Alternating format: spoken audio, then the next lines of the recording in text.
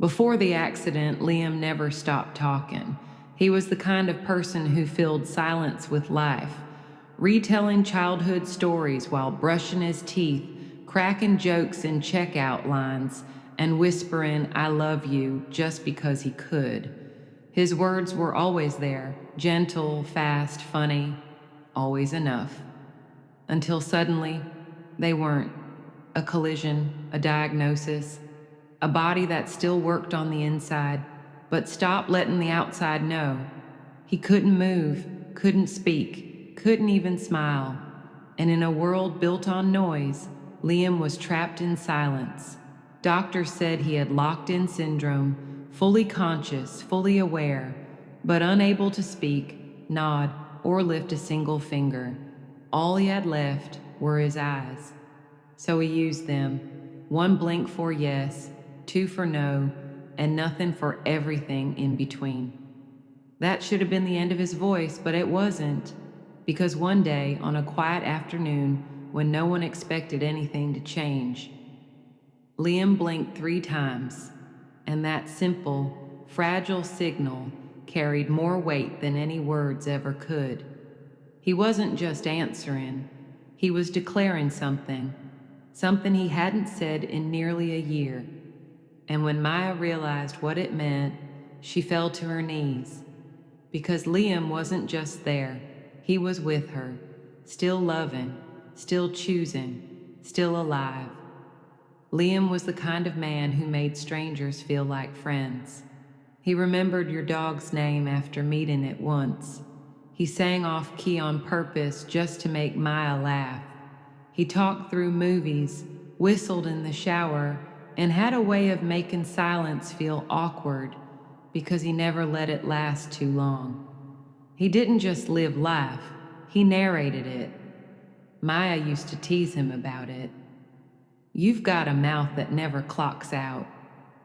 And he'd smile, pull her close, and say, "Just making sure you never forget the sound of 'I love you.'" They met at a bookstore, reaching for the same battered copy of To Kill a Mockingbird. He let her have it. She offered him coffee. The rest became the kind of story they planned to tell their grandkids someday. They were engaged by their third autumn together, saving for a fixer-upper in a sleepy little town, talking about baby names on road trips, writing notes to each other on the bathroom mirror. And then, one rainy morning in February, a truck ran a red light, metal twisted, glass scattered, and Liam's body, so full of motion, of life, went completely still.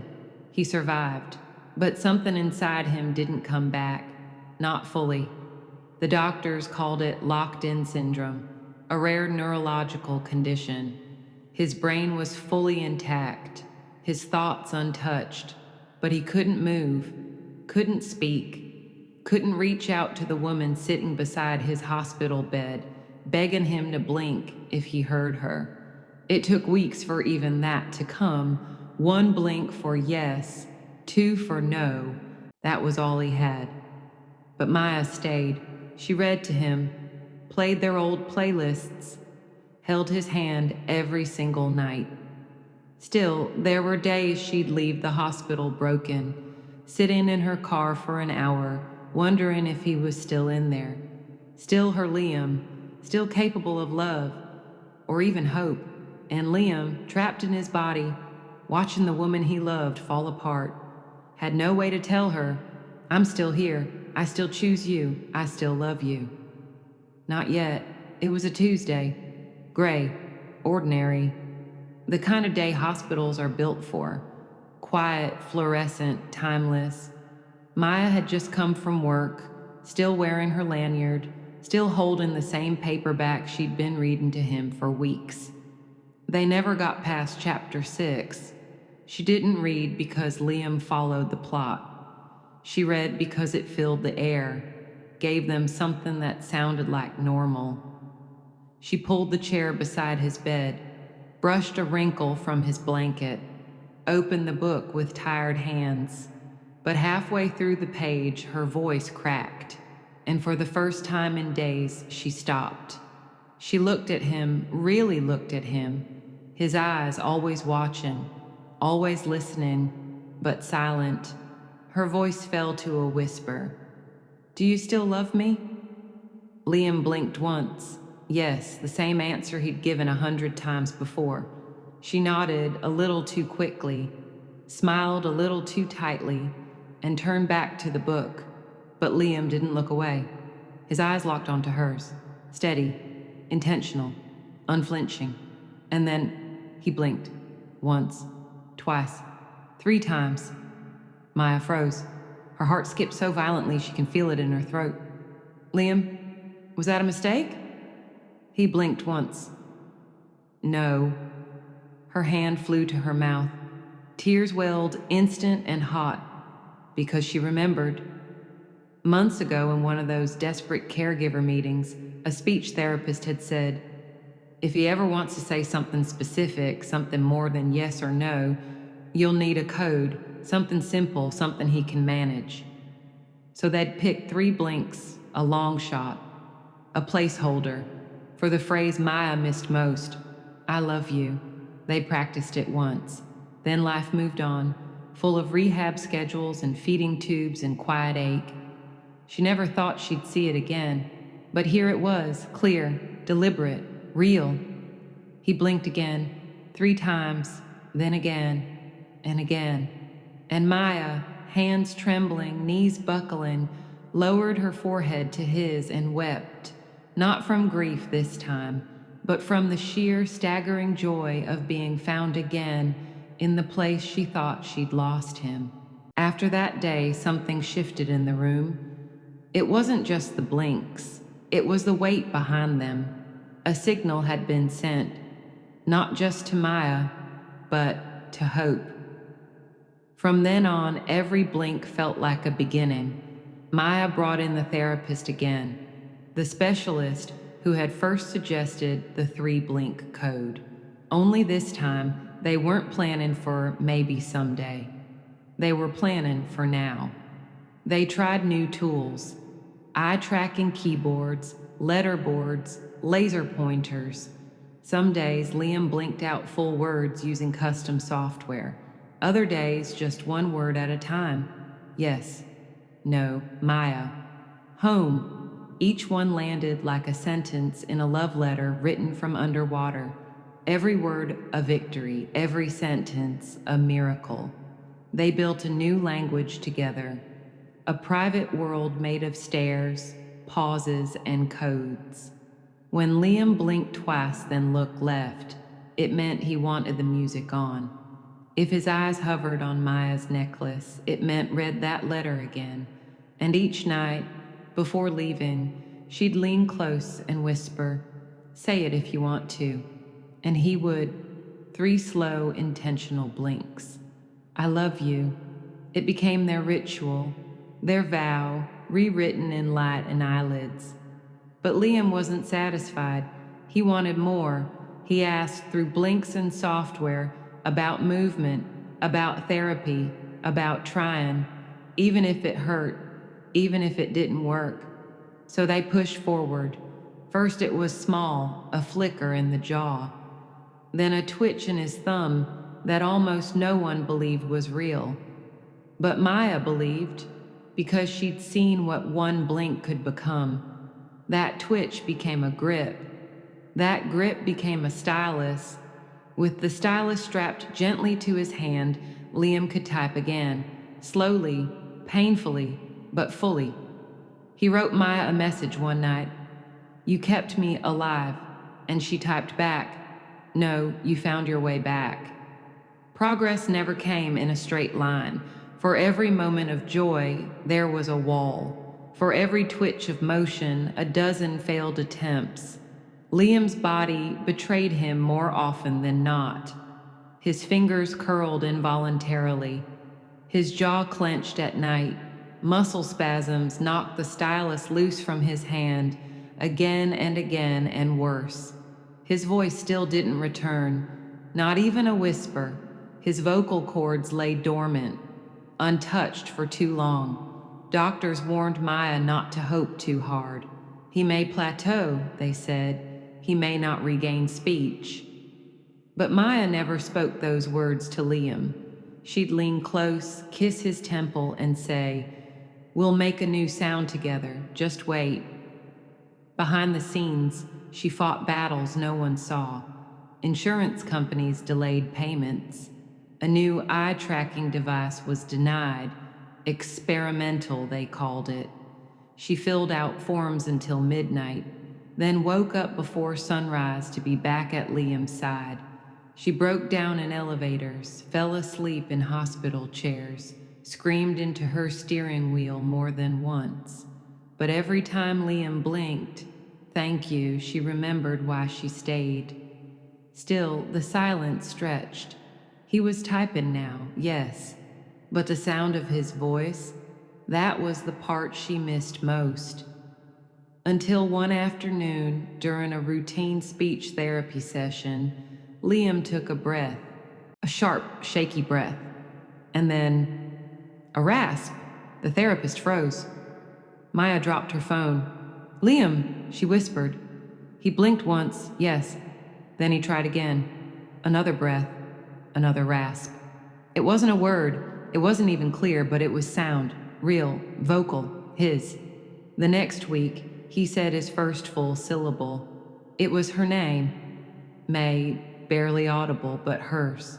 The therapist cried, the nurses clapped, and Maya just collapsed into his arms, careful not to pull the wires too tight.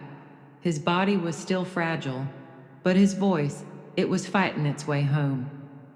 Months later, in a quiet rehab room with no cameras rolling, Liam, slowly, brokenly, beautifully, said the words he had only blinked before. "I love you." 3 syllables. 1 life reclaimed. Liam never wanted to be anyone's symbol. He didn't set out to inspire or impress. He just wanted to say, "I love you" again, to live his life, to hold Maya's hand without being held back by silence. But his story did more than that, much more. The hospital where he had first been treated began using his recovery as a training model, a real case study in what persistence, connection, and adaptive tech could achieve. Therapists came to observe his sessions. Speech pathologists redesigned their communication boards based on what worked for him. One medical student, after reading Liam's typed account of locked-in syndrome, changed her specialty to neurorehabilitation. Maya didn't stop either. She started a blog called The Blink That Said Everything. It wasn't flashy, just honest posts about love, loss, and learning to listen without sound. Within months, thousands were reading it. Parents of nonverbal children, spouses of stroke survivors, veterans with brain injuries, people who, like Liam, felt trapped in a world too loud to notice their quiet. And one day, Liam typed a message to Maya that made her heart catch. "Let's build something for them." So they did.